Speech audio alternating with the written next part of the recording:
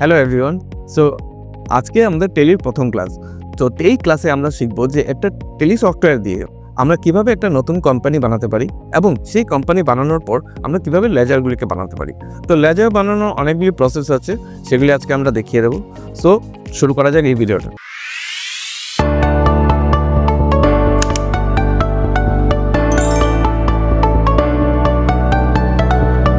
So টেলিতে যদি আমরা company create করতে চাই তাহলে প্রথমে টেলিটা ওপেন করুন। যদি অলরেডি কিছু কোম্পানি ক্রিয়েট করা থাকে সেটাকে ইগনোর করে দিন। সো টেলিকে ওপেন করার পরে প্রথমে আমি ক্রিয়েট কোম্পানি বলে একটা অপশন পাবো। ক্রিয়েট কোম্পানিতে ক্লিক করলাম। সেখানে আমি প্রথমে আমার company name, for example here I am giving a company name. Then I will select the স্টেটটাকে সিলেক্ট করে দেবো।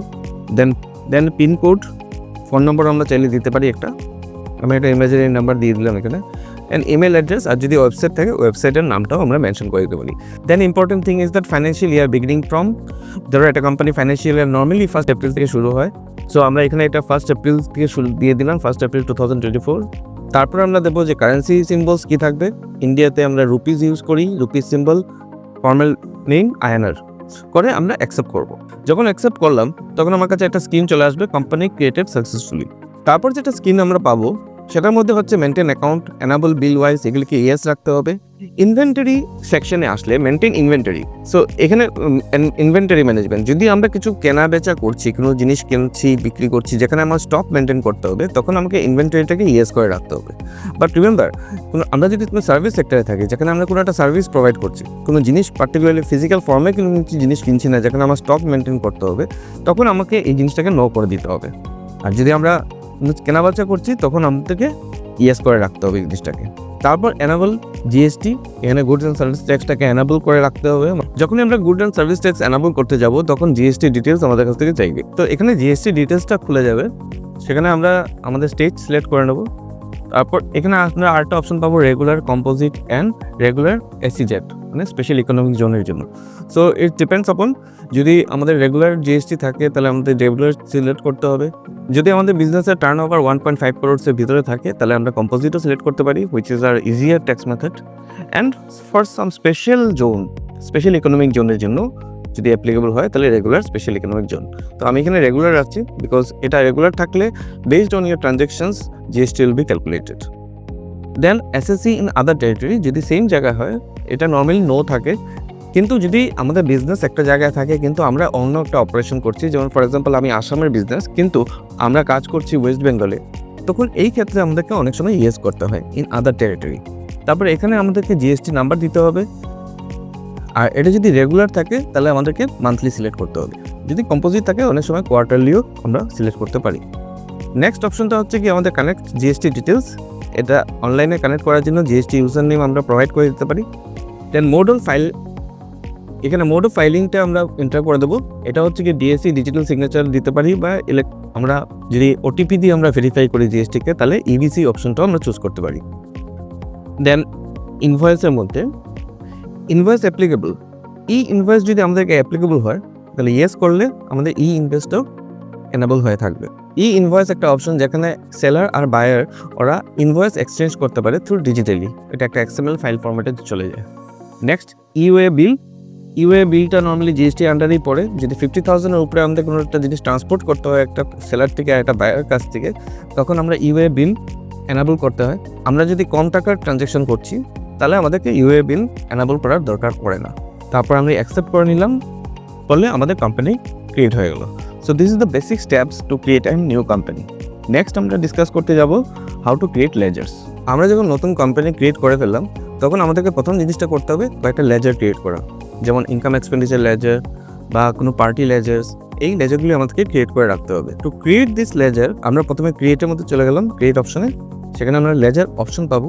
লেজার যাই, লেজারটার নাম দিলাম ফর এক্সাম্পল স্যালারি, এটা অ্যাপ্রোপ্রিয়েট গ্রুপটা সিলেক্ট করতে হবে আমাদেরকে লেজারের। নেক্সট অপশনে আন্ডার, কোন গ্রুপের আন্ডারে পড়বে এখন স্যালারি, ডাইরেক্ট এক্সপেন্সেস, এখানের মধ্যে এগুলি জিনিস এত বেশি অ্যাপ্লিকেবল না স্যালারির ক্ষেত্রে, ডিসকাউন্ট বা ইনভয়েস রাউন্ডিং, সো আমি এখানে নট অ্যাপ্লিকেবল করে দিচ্ছি।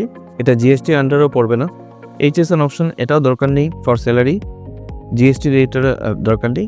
এটা টাইপ অফ সাপ্লাই সার্ভিস, এবং এটা যেহেতু একটা এক্সপেন্ডিচার অ্যাকাউন্ট তার জন্য এখানে ব্যাঙ্ক ডিটেলস আমার দেওয়ার দরকার নেই। করে আমি ওটা ওপেনিং ব্যালেন্স কিছু নেই, সেটাকেও স্কিপ করে গেলাম, অ্যাকসেপ্ট করলাম।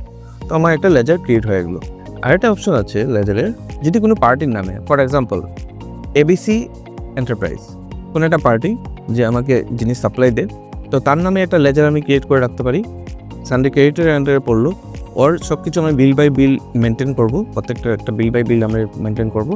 এখানে আছে credit day, duration, voucher entry. তারপর এখানে আমি এবিসি এন্টারপ্রাইজ এবং ওদের সব ডিটেলসও বলে রাখলাম। আমরা যদি চাই এখানে ব্যাংকের ডিটেলস অ্যাড করতে, তাহলে আমরা সেটাও করে দিতে পারি। ইয়েস করলে ব্যাংকের ডিটেলস এসে যাবে। আমি এখানে নো করে রাখছি আপাতত। প্যান কার্ড নাম্বার এবং জিএসটি নাম্বার আমরা এখানে চাইলে ইনসার্ট করে দিতে পারি। তো আমরা দেখলাম যে এখানে আমরা একটা লেজার ক্রিয়েট করলাম, যেটা একটা সাপ্লায়ারের লেজার আমরা ক্রিয়েট করলাম। এখানে আমি আরেকটা অপশন দেখাতে চাই। লেজার ক্রিয়েট করার আরেকটা শর্টকাট অপশন আছে। টেলি 5.0-তে একটা নতুন ফিচার আছে লেজার ক্রিয়েশনের।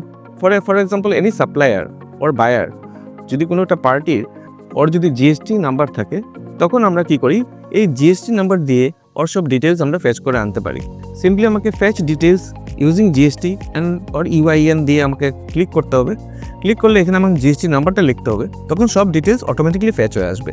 আমাদেরকে করতে হবে কি, শুধু জাস্ট আমরা লেজার গ্রুপটাকে সিলেক্ট করতে হবে যে আমরা এই পার্টিকে কোন গ্রুপে রাখতে চাই। যেমন আমি এখানে ওকে সানডে ক্রেডিটের মধ্যে রাখলাম, করে আমাকে কন্ট্রোল এ প্রেস করে দিলে এটা এই লেজারটা ক্রিয়েট হয়ে গেল। So that's how very easily you can create ledgers in Tally 5.0।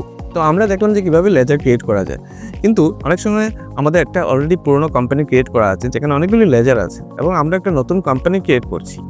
But এখানে আলাদা করে সবগুলি লেজারকে আবার ক্রিয়েট না করে আমরা সেই পুরোনো কোম্পানির থেকে নতুন কোম্পানিতে সবগুলি লেজারকে কপি করে আনতে পারি।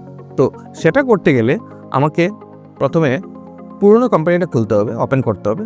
সেই পুরোনো কোম্পানি ওপেন করার পর আমাকে গেট অফ টেলির আন্ডারে চার্টস অফ অ্যাকাউন্টস বলে একটা অপশন পাবো। সেই চার্টস অফ অ্যাকাউন্টে এসে লেজার সিলেক্ট করে ফেললাম। লেজার সিলেক্ট করার পর রাইট সাইডে নিচের দিকে মাল্টি মাস্টার বলে একটা অপশন আছে। মাল্টি মাস্টার ওপেন করার পর সেখানে আমি মাল্টি অল্টারে যাব। মাল্টি অল্টারে যাওয়ার পর আমাকে সিলেক্ট করতে হবে কোন গ্রুপের লেজারগুলিকে আমি কপি করে নিয়ে চলে যেতে চাই। ফর এক্সাম্পল আমি যে কোনো একটা গ্রুপ সিলেক্ট করে ফেললাম, তখন আমি সেই গ্রুপের আন্ডারে যতগুলি লেজার আছে সবগুলি লিস্ট পেয়ে যাব, এবং সেই লিস্ট পাওয়ার পরে F3 প্রেস করব। F3 প্রেস করলে তখন আমি আমার নতুন কোম্পানিটাকে সিলেক্ট করে নেব। নতুন কোম্পানি সিলেক্ট করলে সেই লেজারগুলি সেখানে কপি হয়ে যাবে। কন্ট্রোল এ প্রেস করে দিলে সেই লেজারগুলি নতুন কোম্পানিতে সেভ হয়ে যাবে। এটা করার পরে আমরা আবার নতুন কোম্পানিটা ওপেন করে আমরা একবার চেক করে নিতে পারি যে সবগুলি লেজার গেছে কিনা। তো এইভাবে আমরা সব পুরনো লেজারগুলিকে একটা কোম্পানির থেকে আরেকটা নতুন কোম্পানিতে কপি করে নিয়ে আসতে পারি। তো আশা করি ভিডিওটা ভালো লেগেছে। তো নেক্সট ভিডিওতে আবার দেখা হবে টেলি এবং অন্যান্য টেকনোলজি রিলেটেড কিছু টিপস নিয়ে। So still then subscribe our channel and like this video. Thank you.